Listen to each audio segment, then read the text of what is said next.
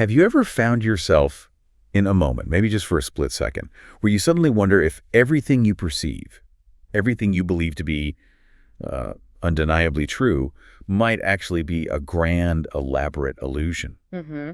What if the very foundations of your knowledge, the bedrock upon which you build your understanding of the world, were shaky, built on sand? It's a pretty unsettling thought, right? It really shakes you. It absolutely is. And what's truly fascinating here is that this isn't just, a modern philosophical exercise for a sci-fi movie plot. Right. This profound, almost radical questioning of reality and certainty is precisely where one of Western philosophy's most revolutionary thinkers began his entire intellectual journey. Okay. Seeking not just answers, but absolute, unshakable certainty. Exactly.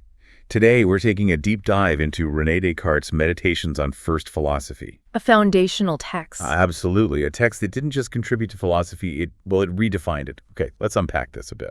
Descartes wasn't simply writing a book. He was engaged in this audacious, almost destructive project. Tearing it all down. He aimed to systematically tear down everything he thought he knew, to dismantle every belief that harbored even the slightest shadow of doubt. Right. All in an effort to build something absolutely mathematically unshakable in its place. It's an intense journey. It is. Rigorous and deeply personal, really, for anyone seeking true certainty, not just in philosophy, but in understanding their own existence and, the world around them. What's genuinely striking about Descartes' goal here is its sheer audacity, its ambition. Yeah. His translator, William Molyneux, captured it perfectly, noting that Descartes' intention was, and this is a quote, mathematically to demonstrate that there is a God and that man's mind is incorporeal. Wow. Mathematically. Yeah. This wasn't a gentle proposition. He truly believed, and he said so explicitly, that he reputed his arguments used in these meditations to equal, if not excel, geometrical certainty. So he thought metaphysics could be as certain as geometry. That's exactly what he was claiming. He dared to propose that metaphysics, these really abstract questions of existence and reality, could be demonstrated with the same crystal clear precision as math theorems. That's a monumental, almost arrogant claim. It is, and yet it came from a very personal place for Descartes. He wasn't just intellectually curious, he was profoundly dissatisfied. He spent decades rejecting what he called the unsatisfactory notions and verbose emptiness of the peripatetic philosophy. That's the Aristotelian stuff you learned. Exactly. That dense education he received in his youth at the Jesuit College of La Flèche.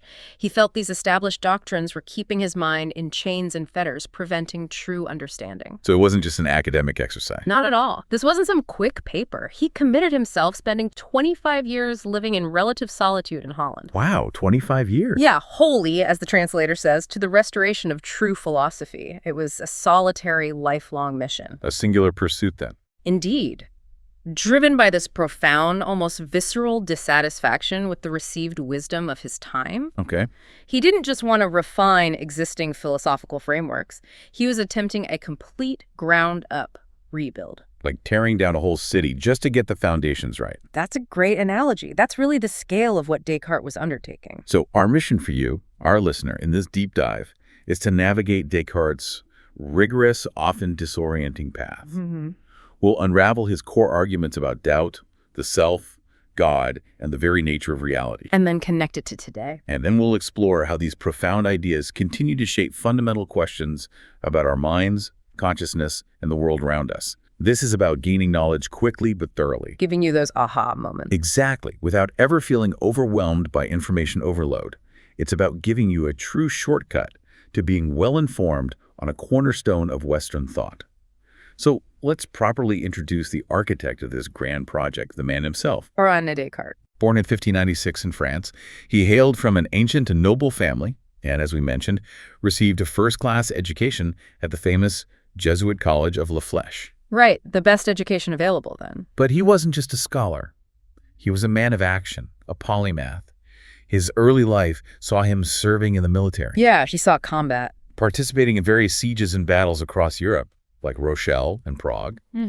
Yet even amidst the chaos of war, his mind gravitated towards intellectual pursuits, excelling particularly in mathematics. Leaving large testimonies of his excellence in his book of geometry, as Molyneux put it. Right. He was, as his translator admiringly said, fitted for the pike as well as pen. Equally adept at soldiering and scholarly work, a rare combination. And it was precisely this unique background combining rigorous intellectual training with, a wide practical engagement with the world that fueled his intellectual turning point. Yeah, that dissatisfaction wasn't merely academic. It was an existential crisis of knowledge. He explicitly rejected the verbose emptiness of the peripatetic philosophy, the Aristotelian system. Which had dominated thought for centuries. Absolutely. This wasn't a minor tweak. He found the entire framework, its reliance on sensory experience, its complex classifications, its adherence to ancient authorities, to be utterly devoid of the certainty he craved. He wanted something totally new. Entirely new, rational foundations for knowledge, believing the existing structure was built on, shaky ground. And that's why he went into solitude. That's why he spent decades in relative solitude, wholly to the restoration of true philosophy, as we noted earlier. Right. The sheer scale of this philosophical ambition impressed his contemporaries so much that his translator likened it to a divine act. A divine act. Yeah, saying, next to the creation of all things out of nothing, the restoration of truth out of errors is the most divine work, so that, with reverence be it spoken, the incomparable Descartes does hereby deserve, as it were, the name of a creator. Wow. Like he was creating a new intellectual world. That's exactly how some saw him. A creator of a new intellectual world indeed, and quite the title to live up to.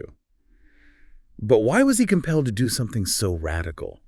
To sweep away centuries of accumulated wisdom? Yeah, what was the deeply personal quest behind these meditations? It sounds like more than just theory. Definitely. It was profoundly personal, driven by a moment of stark realization. Descartes himself tells us directly in the Meditations. Okay. He perceived how many falsities I admitted as truths in my younger years, and how dubious those things were, which I raised from thence. So he realized his early beliefs were flawed. Deeply flawed. This wasn't just about correcting a few minor errors. It was about the very structure of his accumulated knowledge. He realized that if his foundational beliefs, the axioms upon which he built his understanding, were flawed, then everything built on them would be inherently dubious, unreliable. Like that skyscraper on quicksand analogy you used. Exactly. The higher it goes, the more unstable it becomes. That's how Descartes viewed the edifice of his own knowledge. Nice. So he thought it requisite that once in my life, I should clearly cast aside all my former opinions and begin anew from some first principles. Nothing less than a complete restart. Yes. His goal was nothing less than to establish something firm and permanent in sciences, a truly unshakable foundation for all future knowledge. So this was an architectural endeavor, really. A philosophical demolition and reconstruction, all driven by this deep personal desire for certainty. Incredible commitment. It is. Precisely. And this commitment meant that the work itself, the meditations, demanded an incredible level of methodological rigor. Not just from him, but from the reader, too. Yes, and by extension, from you, our listener. The translator warns us that engaging with the meditations requires diligence and attention, comparing them to mathematical demonstration. He explains that the careless missing of any one single position may render the conclusion obscure. So you really have to follow the steps carefully. Absolutely. To truly grasp the force of those arguments, it's not enough for a single perusal, but one must often repeat his reading them over to allow the intricate logic to sink in. Okay. This sets the tone for our own deep dive today, where we aim to give these complex foundational arguments the careful, unhurried attention they genuinely deserve. Letting you absorb their profound implications. Right. So, to understand the profound journey Descartes takes us on in the Meditations, it's helpful to quickly map out the intellectual terrain. The 6 steps. Exactly. His 6 distinct steps. Think of each meditation as a carefully constructed stage in his argument, Okay. designed to bring us incrementally closer to absolute, unassailable certainty, gradually dismantling old beliefs and building new ones. Like a philosophical roadmap guiding us through a very intentional process. Perfectly put. So meditation 1, of things doubtful. Establishing the doubt. Yes, here Descartes systematically establishes his method of universal doubt, questioning the reliability of everything that can possibly be doubted. Then meditation 2. Of the nature of man's mind, and that 'tis easier proved to be than our body. This is where he discovers his first unshakable certainty. The Cogito, his Archimedean point. Exactly. Then, meditation 3, of God, and that there is a God. Proving God's existence. With his first certainty in hand, he then proceeds to prove God's existence as a benevolent, non-deceiving being. Which is crucial for later steps. Absolutely. Meditation 4, of truth and falsehood. This one explores the nature and source of human error and how we can avoid it. Okay. Meditation 5, of the essence of things material, and herein again of God, and that he does exist. He delves into the essential properties of material things, particularly mathematical essences. And another proof for God. Yes, another the ontological proof. And finally, Meditation 6, of corporeal beings and their existence, as also of the real difference between mind and body. Bringing back the external world and establishing dualism. Precisely. He carefully reestablishes the existence of the external world and lays out his famous distinction between mind and body. Okay, that roadmap is incredibly helpful. And here's where it gets really captivating, especially in that first meditation of things doubtful. Descartes isn't just mildly skeptical or, pondering some abstract philosophical question. He is quite literally aiming to dismantle everything. Everything that isn't absolutely certain. It's a full-on intellectual demolition, Yeah. a radical act of purifying his beliefs. Yeah. But as a listener, I'm wondering, how far does he really go? Oh, he goes to the absolute extreme, far beyond what most people would consider reasonable doubt. Okay. His principle is truly radical. He must withdraw my assent no less from those opinions which seem not so very certain and undoubted than I should from those that are apparently false. So even a tiny doubt is enough. Exactly. For him, it's sufficient if I reject all those wherein I find any occasion of doubt. He doesn't need to prove something false. The mere possibility of doubt, however remote, is enough to set it aside. Treat it as false until proven otherwise. Essentially, yes, until he can find something totally impervious to doubt.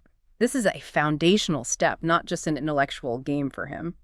And he starts by attacking the most seemingly obvious source of our knowledge, our senses. Yeah, we trust our senses implicitly in daily life, don't we? We do. But his first phase of doubt centers on sensory deception. He points out quite simply that our senses have often found to deceive me. Especially with things far away or very small. Right, exactly, like remote or small objects. Think about a stick appearing bent in water, or a distant building seeming much smaller than it is. Common illusion. He concludes with a seemingly practical piece of advice. Quote, "'Tis prudence never, certainly to trust those that I have, though but once deceived us." So if they fooled you once, you can't trust them fully. That's his argument. If your senses fooled you even once about anything, can you truly trust them completely as the foundation for all knowledge? For Descartes, the answer is a resounding no. A fair point for those trickier perceptions. But what about things that seem undeniably true? Right here, right now. Like, I'm sitting in the studio, I'm holding this microphone, I can hear you speaking. Those are immediate, vivid experiences. They don't seem deceptive at all. That leads directly to the dream argument. His second and much more unsettling phase of doubt. Descartes asks, how often am I persuaded in a dream of these usual occurrences, that I am in this place, that I have a gown on me, that I am sitting by a fire, etc., though all the while I am lying naked between the sheets? He highlights the profound difficulty of distinguishing sleep from waking to the point of utter amazement. He really felt that disorientation. Oh, yes. He even finds himself almost persuaded that he is asleep in the midst of his meditation. He finds no certain marks to distinguish his current experience from a dream. That's deeply unsettling. It's truly disorienting, almost terrifying for him, and by extension, for the reader, for you. The dream argument always reminds me of that fleeting feeling you get sometimes, right? Yeah. When you wake up and for a split second, you're not sure if that incredibly vivid dream you just had actually happened. Or if you're truly awake now. Exactly. Descartes takes that momentary disorientation and turns it into a foundational philosophical problem. He really does. So if my waking life could be a vivid dream, then even the most immediate sensory experiences become utterly unreliable. Completely unreliable as a foundation for certainty. But hold on, if I'm dreaming, aren't there still universal truths? Like logic or mathematical principles? Ah, good point. They seem to hold true no matter what, right? 2 plus 3 still equals 5. A square still has 4 sides. These seem absolutely certain, independent of my sensory state. This is a crucial objection he anticipates. Okay. And it leads to his third phase of doubt, where even mathematical certainties come under threat. Even math. Even math. Even if physical reality is a dream, Descartes notes that general things, at least, viz. Eyes, head, hands, and the whole body are things really existent. Like the basic components. Yeah, much like a painter, even when creating fictional scenes, must use true colors and real shapes as models. Right. More fundamentally, he concedes that arithmetic, geometry, and the like have in them something certain and undoubted. For whether I sleep or wake, 2 and 3 added make 5, a square has no more sides than 4. They seem unassailable, almost too abstract to be affected by dreaming. They do seem that way. But this is where Descartes pushes doubt to its absolute extreme. This is the evil demon hypothesis. Exactly.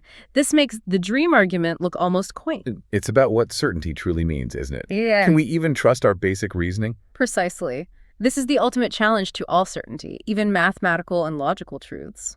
Descartes acknowledges that there is rooted in my mind a certain old opinion of the being of an omnipotent God by whom I am created in the state I am in. Okay, the traditional idea of God. Yes. And then he takes a truly radical leap. He asks, how know I but he caused that there should be no earth, no heaven, no body, and yet that all these things should seem to me to be as now they are? What if God is deceiving us about everything? And if this omnipotent God, who could do anything, could choose to deceive us, even about simple math like 2 + 3 = 5, then what certainty do we have left? None. Absolutely none. And to make it even more terrifying, he then introduces the evil spirit or the evil demon. Right. To avoid directly implying God as a deceiver, which would contradict God's perfection, he instead posits this hypothetical entity. Okay. He will suppose not an infinitely perfect God, but that some evil spirit which is very powerful and crafty has used all his endeavors to deceive me. A supremely powerful trickster. Yes. This mighty deceiver could make the heavens, air, earth, colors, figures, sounds, and all outward things are nothing else but the delusions of dreams by which he has laid snares to catch my easy belief. He imagines himself completely fooled. No body, no senses, just the illusion. Exactly. This is the most profound level of doubt possible. Doubt about the very fabric of one's experience, about the reliability of one's own reason. But why go so far? What's the point of such extreme doubt? The purpose of this extreme hyperbolic doubt, Descartes clarifies, is not for practice, but speculation. So it's not about living life this way. No, it's not meant to make us live in a paranoid state. Rather, it's to ensure no ill custom may any more draw my judgment from the true conception of things. It's like mental training wheels. Sort of. It's about steeling the mind, freeing it from unquestioned assumptions to ensure that whatever truth he eventually finds is absolutely unassailable, rock solid. I remember Thomas Hobbes objected to this, didn't he? Saying it was an old idea that Plato and others had already discussed such uncertainties. He did. Hobbes, in his published objections, basically said, hey, this isn't new. Even common folk know it's hard to tell dreams from reality. He saw it as rehashing old philosophical tropes. And Descartes' reply? Descartes responded by saying these reasons for doubt were proposed by me only as probable. He used them, he said, partly to prepare the minds of my readers for the consideration of intellectual things. We get them ready for the real stuff. Exactly, and partly to show how firm those truths are, which hereafter I lay down, seeing they cannot be weakened by these metaphysical doubts. So the doubt makes the later certainty even stronger. Precisely. For Descartes, it wasn't about novelty. It was a methodical, surgical tool to clear the intellectual ground, to demonstrate the strength of the truths he was about to establish. Okay, so after this radical demolition, this plunge into what he vividly describes as a deep gulf of doubt, Descartes desperately seeks just some certainty. This leads us to meditation 2 and the famous Cogito ergo sum, I think, therefore I am. If we connect this to the bigger picture, this is Descartes' Archimedean point. The one firm spot. The one absolutely unshakable truth from which he can build everything else. He describes being cast into so great doubts, plunged on a sudden into a deep gulf. Feeling completely lost. Utterly lost, unable to touch the bottom nor swim at the top. His desperate aim is to proceed till I find out some certainty, or if nothing else, yet at least this certainty, that there is nothing sure. Even that would be something certain. Exactly. Even knowing for sure that nothing is sure would be a piece of knowledge. So he's looking for that one firm, immovable point. Like Archimedes seeking a fulcrum to move the earth. He's found himself completely adrift. Precisely. And he finds it in the very act of doubt itself. How so? He reasons that even if a deceiver very powerful and very crafty exists who always strives to deceive me, Without doubt, therefore, I am, if he can deceive me. Okay. And let him deceive me as much as he can, yet he can never make me not to be, whilst I think that I am. Ah, the act of being deceived proves existence. Yes, the sheer act of being deceived, of doubting, of thinking in any capacity necessarily presupposes an I, a subject, that is doing the deceiving or thinking or doubting. You cannot doubt your own existence without existing to doubt. Bingo, that's the irreducible truth. It's a stroke of genius, really. It is. Profoundly simple, yet utterly groundbreaking. Yes. His conclusion is, wherefore I may lay this down as a principle, that whenever this sentence I am, I exist, is spoken or thought of by me, 'tis necessarily true. You can doubt everything else. Your body, the external world, mathematical truths, everything, but you cannot doubt that you are doubting or thinking. That act of thinking proves your existence as a thinking thing. As a thinking thing, that's the key. So he exists, but what is this I that necessarily exists if he's just doubted his senses in his body? What's left? Yeah. Does this I even have a shape? Am I just a floating thought? How does he define this irreducible self? It's a critical question, and he quickly and explicitly rejects any physical description of this I. Okay. He states, I am not that structure of parts, which is called a man's body. Neither am I any sort of thin air infused into those parts, nor whatever I myself can feign. Because he's doubted all that physical stuff. Exactly. Since he has already systematically doubted the existence of the physical body, his existence as a certainty cannot possibly depend on it. So what is it then? Instead, he defines his essence, this I, as only a thinking thing, that is to say, a mind or soul or understanding or reason. A purely intellectual, non-physical essence. That's the claim. And he elaborates on what exactly these thinking properties are, giving us a clearer picture of what this thinking thing does. Yes, he lists them. A thinking thing, but what is that? That is a thing. Doubting, understanding, affirming, denying, willing, nilling also. Nilling. What's nilling? Yeah, nilling. It just means not willing or refusing the capacity to reject something, essentially. Okay, like the opposite of willing. Right. And he continues, imagining also, and sensitive. These are the operations that constitute the I, the essence of conscious experience. Now, it's right here that Hobbes raised an important objection, wasn't it? Yeah. Questioning that logical leap. Yes, Hobbes jumped right in. He essentially asked, okay, you're a thinking thing, but does that mean you're thought itself? A subtle distinction. Very. Hobbes argued that a thinking thing could still be corporeal, a physical substance, simply performing the act of thinking. Like walking doesn't mean you are walking itself. Exactly. Hobbes worried Descartes was conflating the act of thinking with the underlying thing that thinks, the substance. That's a sharp challenge from a materialist perspective. How did Descartes respond? Especially since his whole project is trying to distinguish the immaterial from the material. Descartes clarified with great precision. He stated that when he used terms like mind, soul, understanding, reason, he didn't mean only the faculties, but the things endowed with those faculties. So the substance possessing those qualities. Right. The underlying thing that doubts, understands, wills, etc. He also stressed that there's no logical parity between walking, an act, and thought, which can refer to the act, the faculty, or the very thing itself in philosophy. Okay. He reiterated that he was meticulously stripping away all corporeal characteristics to arrive at the purest definition of the self. The actual proof for the corporeal and material distinction, he assured, comes later in the sixth meditation. Got it. This brings us to another brilliant and famous illustration that helps Descartes distinguish imagination from pure intellection. Ah, yes, the wax example. It's a fantastic way to clarify what this thinking thing is. It's a truly ingenious thought experiment that solidifies his definition. Descartes takes a fresh piece of wax. Okay. It has a particular taste from the honey, a scent of flowers, a certain color, a specific shape. If you knock it, he notes, 'twill make a noise. It seems to have all the properties of a physical body. All his sensory qualities are clear. Yes.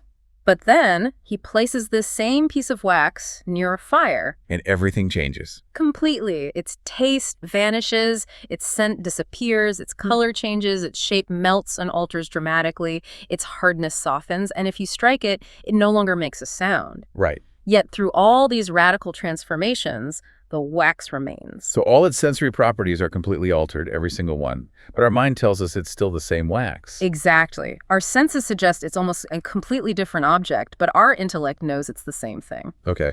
He concludes from this that I cannot imagine what this wax is, but that I perceive with my mind what it is. Identifying its essence intellectually. Yes, identifying its essence not as its changing sensory qualities, but as a thing extended, flexible, and mutable. Extension, flexibility, mutability. Not smell or color. Right. He realizes that his imagination cannot fully grasp the wax's true, enduring nature because he can conceive of innumerable such changes, far more than he could ever visualize.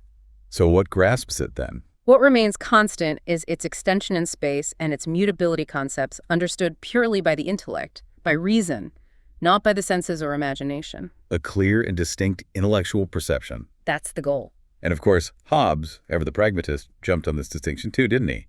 Asking for a clearer explanation, even suggesting reasoning itself was just manipulating words. Indeed. Hobbes's objection 4v asked for a clearer distinction between imagination and mind conception, and he even proposed that ratiocination be nothing else but a copulation or concatenation of names. Basically saying reasoning is just playing with words, arranging names. Yes, rather than discovering true things about the world. And Descartes' response. Descartes responded by pointing back to the wax example and then giving another brilliant illustration, conceiving a pentagon versus a chiliogone. A 5-sided versus a 1,000-sided figure. Exactly. You can easily imagine a pentagon forming a clear mental picture of its 5 sides. But you can only understand a chiliogone. You can't form a distinct mental image of all 1,000 sides simultaneously in your imagination. Right, you just grasp the concept. Precisely. This, he argued, clearly demonstrates a peculiar sort of operation in the mind that is fundamentally distinct from mere imagination, a pure intellectual grasp. Okay.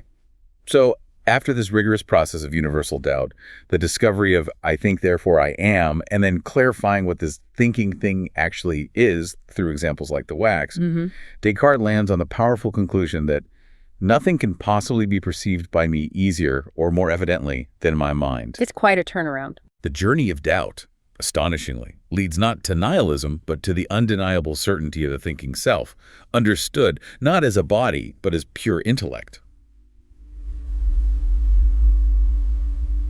Okay, so he's found himself a thinking thing, that irreducible I. He's established this as his first solid ground in the swirling sea of doubt. His Archimedean point. But this thinking thing, this mind, isn't just a blank slate, is it? It's filled with ideas. Right. It thinks about things. So the next crucial question for Descartes, if he was to rebuild knowledge, was, where do these ideas come from? Yeah, understanding their origin is critical to judging their reliability. It's absolutely key. Okay.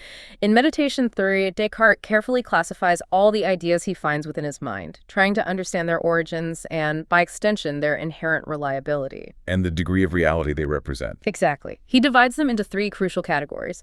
First, and most important for his project, are innate ideas. Innate, meaning inborn. Essentially, yes. These are ideas that seem to proceed merely from my own nature. They are not derived from external experience, nor are they concocted by us. They're just there, or potentially there. Yeah, imprinted within us from birth. Or, perhaps better put, they are capacities within us to produce them under the right conditions. Like what's an example of an innate idea for Descartes? He gives examples such as what a thing is, what is truth, what a thought. These are fundamental abstract concepts, the very building blocks of understanding. Okay. Crucially, the idea of God as an infinite, omniscient, omnipotent, and perfect being also belongs here. The idea of God is innate. That's his argument. Descartes argues, I have only to conclude that it is innate, even as the idea of me, myself, is natural to myself. He vividly describes it as being like a stamp impressed by the workman God on me, his work. A mark of the creator within the creation. Precisely. And what about the other 2 categories? Where do all our other thoughts fit in? Second, there are adventitious ideas. Adventitious, coming from outside. Literally, yes. Ideas that arise from things external. These are our sensory experiences, like when you hear a noise, see the sun, or feel heat. What we typically think of as experience. Right. We typically assume these ideas come from actual external objects, though Descartes has temporarily cast doubt on that, remember? And the third type? And third, self-created or fictitious ideas. These are made merely by myself. Our imagination running wild. Exactly. Products of our imagination, such as mermaids, griffins, and such like monsters. Okay, so innate, adventitious, and fictitious. Mm-hmm. But Hobbes, again, ever the materialist and empiricist, he challenged this idea of innate concepts, didn't he? Especially the innate idea of God. He certainly did. He had some pointed challenges. He questioned how ideas could be innate if they're not always present in our consciousness from day one. Right. Babies don't seem to have complex ideas of God. And he famously argued that God as an infinite being is inconceivable by our finite minds anyway. How can we have an idea of something we can't grasp? Good points. How did Descartes respond? He addresses these directly and with precision. He clarifies that innate does not mean always present in consciousness from the moment of birth. Okay, so not literally there all the time. No. Instead, it means that we have in ourselves a faculty of producing them. It's an inherent capacity for these ideas to arise from within us under the right conditions. Like a built-in potential. Exactly, like a predisposition or a built-in program. As for God being inconceivable, Descartes explains that this only means we cannot have an adequate, full conception. We can't grasp the entirety of God's infinite nature. Right. But that doesn't mean we have no idea of God at all. We can and do conceive of an infinite being, even if we cannot wrap our finite minds around its total infinity. He further argues compellingly that the perception of an infinite, as God, is antecedent to the notion I have of a finite as myself. How so? Because how else would he know his own imperfections and limitations unless he had an innate idea of something more perfect, an infinite standard to compare himself to? The idea of imperfection implies the idea of perfection. Exactly. You need the standard to recognize the lack. So his understanding of the source and nature of ideas is absolutely critical to how he then begins to rebuild his knowledge. It's the next layer of the foundation. Another foundational term essential to this reconstruction is substance. What did that mean for Descartes? If we connect this to the bigger picture, Descartes' concept of substance is absolutely foundational to understanding his entire system of reality. Okay. For him, a substance is fundamentally defined as a thing apt of itself to exist. Meaning it doesn't need anything else to exist. Correct. It stands alone, ontologically speaking. He then introduces a crucial distinction between a substance and its modes or accidents. Modes or accidents. These are properties or qualities like color, shape, or even thought that cannot exist on their own but must inhere in a substance. So a thought needs a thinking substance, a mind. Exactly. And a shape needs an extended substance, a body. Okay. And this leads to his very particular concept of reality itself, which sounds a bit counterintuitive to our modern ears. Objective reality versus formal reality. Yes, he distinguishes between objective reality and formal reality, and this distinction is absolutely critical for his proof of God's existence in Meditation 3. Let's unpack that. Okay, think of objective reality as the reality an idea has purely as an idea, the representational content within the thought. So the idea of the sun has a certain objective reality. Reality of the idea itself. Yes, its content. Formal reality is the reality a thing has by actually existing independently outside the mind. So the actual sun in the sky has formal reality. Okay, idea versus actual thing. Right. Descartes' crucial principle here is that the amount of reality in an effect cannot exceed the amount of reality in its cause, and this applies to ideas too. The reality in an idea needs a cause with at least as much reality. Precisely. The objective reality of an idea must ultimately derive from a cause with at least that much formal reality. He argues that those ideas which represent substances are something more, have more of objective reality in them than those that represent only modes or accidents. So the idea of a substance has more reality than the idea of a color. Yes.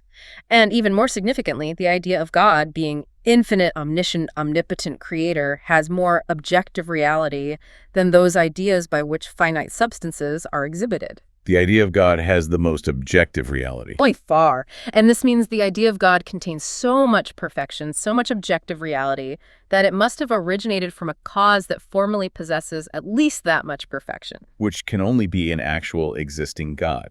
That's his causal argument for God's existence in Meditation 3. Hobbes, ever challenging, questioned this very concept of more reality, didn't he?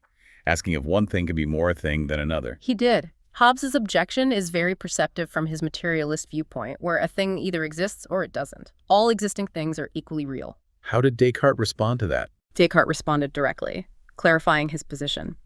Substance is more a thing than a mode. He lays out a clear hierarchy. Okay. If there be any such things as real qualities, these are more things than modes and less things than complete substances. And lastly, if there be an infinite independent substance, this is more a thing than a finite dependent substance. So there are degrees of reality or being for Descartes. Absolutely. For him, there is a clear hierarchy of being and existence. An independent substance, like God, is more real than a dependent substance, like a created mind or body, and a substance itself is more real than its properties or modes. And this hierarchy is crucial for his proof of God. Absolutely crucial and indispensable for his proof in Meditation 3. This all builds up to one of Descartes' most famous, most influential, and frankly, most debated contributions, mind-body dualism. The big one. So, having established the mind as a thinking thing, and having defined substances, what does this all mean for us as conscious beings in a physical world? Yeah. How does he reconcile these seemingly disparate elements? The fundamental distinction he draws in Meditation 6 is clear and uncompromising. He states, I have a clear and distinct idea of myself as I am only a thinking thing, not extended. The mind. Pure thought, no space. And on the other side, because I have a distinct idea of my body as it is only an extended thing, not thinking. The body. Pure extension, space, no thought. 'Tis from hence certain that I am really distinct from my body and that I can exist without it. That's the cornerstone of his substance dualism. Oh. Two fundamentally different kinds of substances. Exactly. The mind, or soul, is an unextended thinking substance. The body is an extended non-thinking substance. They are distinct, and the mind's existence is not dependent on the body's. So the mind is thinking, non-spatial. The body is spatial, non-thinking, a complete categorical separation. That's the core claim. He further elaborates on the mind's nature as indivisible. Indivisible. Yes. He says, I can distinguish no parts in me, but I perceive myself to be but one entire thing. Even if a limb is cut off, for instance, I do not therefore conceive any part of my mind taken away. The mind has no spatial parts to divide. Correct. The body, conversely, is inherently divisible. I cannot think of any corporeal or extended being which I cannot easily divide into parts by my thought. You can always imagine cutting it up. Right.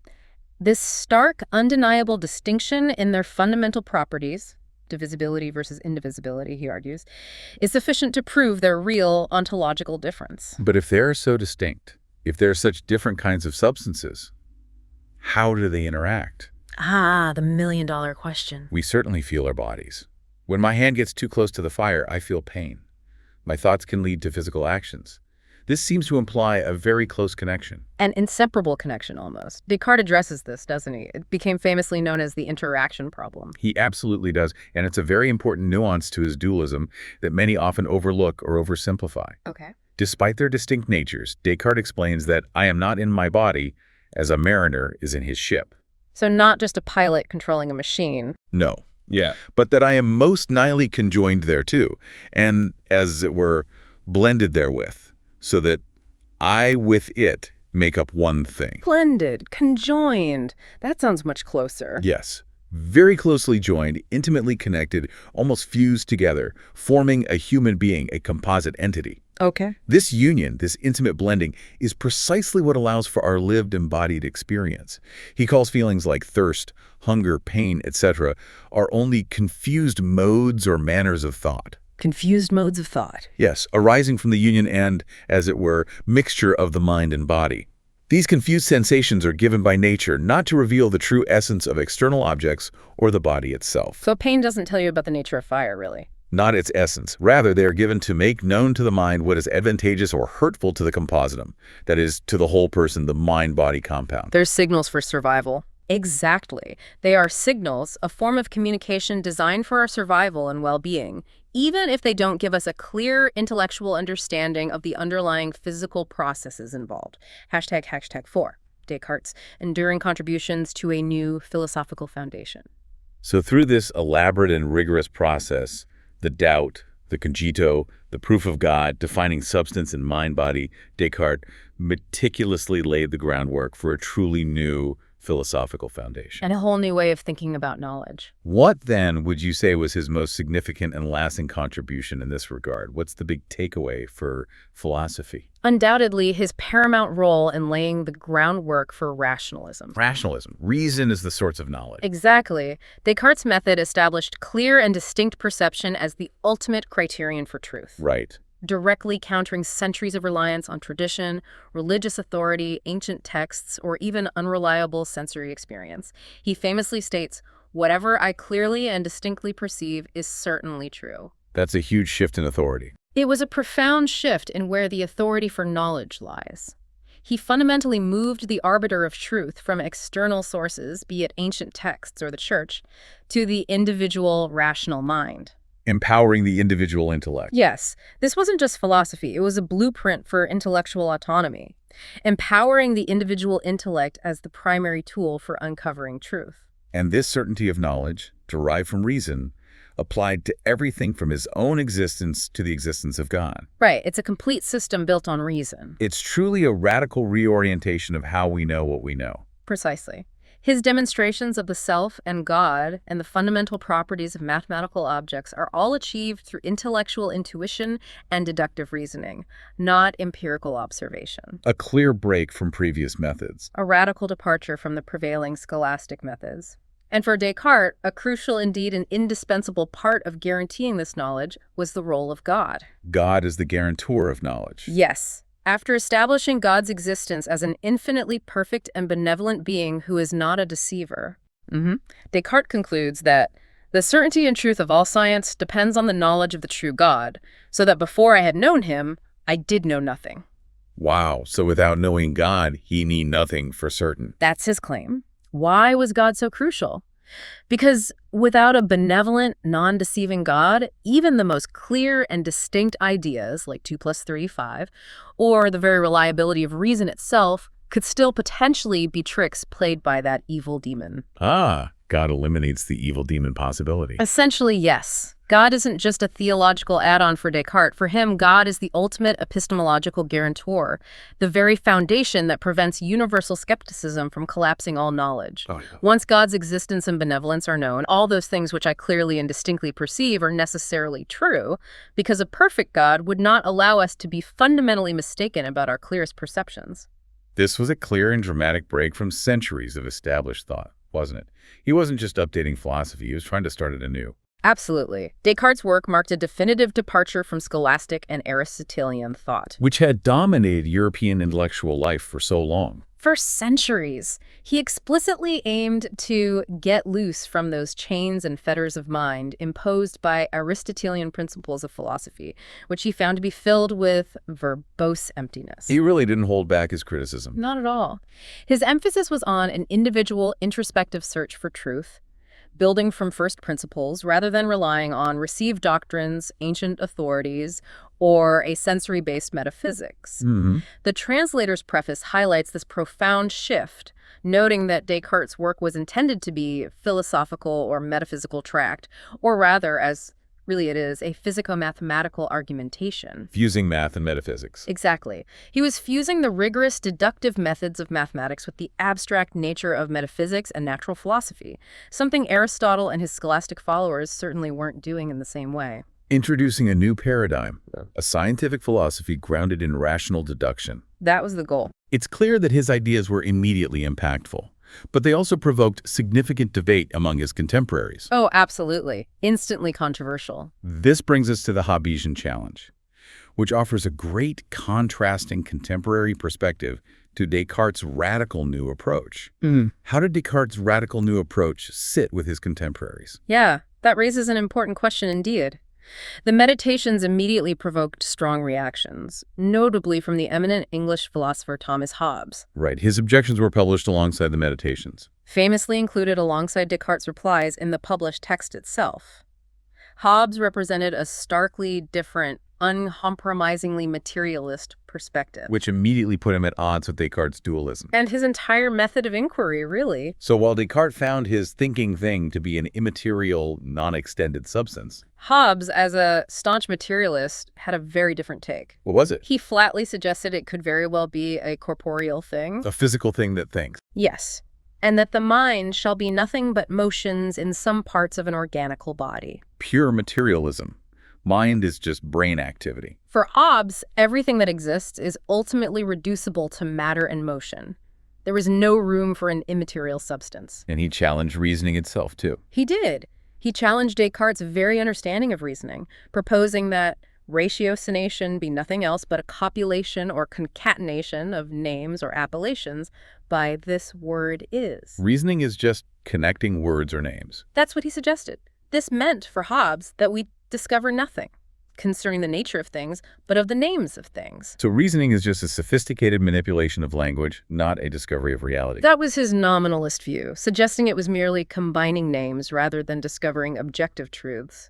How did Descartes defend his position against such a fundamental materialist and nominalist attack? That sounds like it could unravel his whole project. Descartes consistently and meticulously refuted Hobbes. He clarified that his idea encompassed all mental perceptions, not just sensory images in a corporeal fantasy, as Hobbes seemed to assume. So idea was broader for Descartes. Much broader.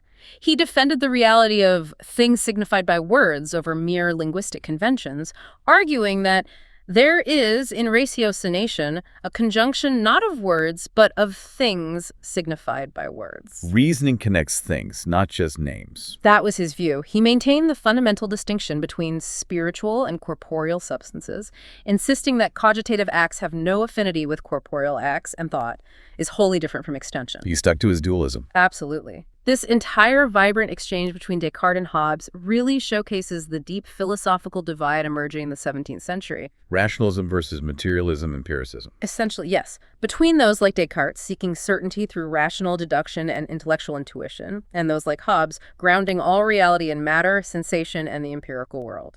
Often reducing mental phenomena to physical processes. It was a clash of nascent worldviews, really setting the stage for future debates. It's truly remarkable how much of what Descartes wrestled with still influences us today. Yeah. His journey started with profound doubt, and that spirit, well, it still echoes through so many aspects of modern thought. It is an absolutely enduring legacy. It really is. His method of systematically doubting everything that can be doubted, even the most seemingly obvious truths, it remains a cornerstone of critical thinking in various fields far beyond philosophy. It teaches you how to question assumptions. Exactly. It teaches us what I must beware of that I be not deceived, but also what I must do to discover truth. Beyond just philosophical rigor, Descartes' spirit of doubt gives us a mental toolkit. A toolkit for what? To combat cognitive biases and unquestioned assumptions. In an age of information overload, fake news, deepfakes, his method of systematically questioning everything that isn't absolutely certain is less about ancient philosophy and more about developing an indispensable personal firewall. A firewall against misinformation. And unchallenged narratives. It trains the mind to demand clarity and distinctness before assenting to any idea. Still incredibly relevant. And his sharp distinction between mind and body, you said earlier, it didn't just solve a problem for him. It created the problem for centuries of philosophers and scientists to come. What's fascinating here is exactly that. His sharp distinction didn't just provide a solution for his own system, it fundamentally created the mind-body problem. The problem that has plagued philosophy, neuroscience, psychology ever since. Pretty much. The clarity of his mind-body dualism continues to be the primary framework, often the target, for discussions in the philosophy of mind. His descriptions of the mind as a thinking thing not extended, and the body as only an extended thing not thinking, set the stage for centuries of debates. On consciousness, free will. Exactly, and precisely how mental states relate to physical brain states. This dualism sets up that problem that has remained intensely studied, the interaction problem. If mind and body are fundamentally different substances, one not extended in thinking, the other extended in non-thinking, how do they possibly influence each other? Right. How does a purely mental decision translate into a physical movement of your hand? Did Descartes have an answer? He grappled with it, famously suggesting the pineal gland as a point of interaction. But that just pushed the question further down the line. How does a non-physical mind interact even with a specific part of a physical brain? It doesn't really solve the how. Not fundamentally. His acknowledgement of the most nightly conjoined nature of mind and body, producing confused modes or manners of thought, like pain, it highlights the complexity of their interaction, which is still intensely studied in neuroscience and philosophy of consciousness today. How does subjective experience emerge from physical matter? Still a huge question. You can't talk about the origins of epistemology, the theory of knowledge, without talking about Descartes. His quest for certainty also fundamentally shaped the concept of foundationalism. Absolutely central. Descartes' relentless quest for first principles, those self-evident, indubitable truths from which all other knowledge could be reliably deduced, established foundationalism as a central epistemological approach. Building knowledge on a solid base. That's the idea. His insistence that the certainty and truth of all science depends on the knowledge of the true God underscores the perceived need for some ultimate, unshakable grounding for all knowledge. Even if many later philosophers rejected God as that foundation. Right. But the structure of seeking foundational truths persists.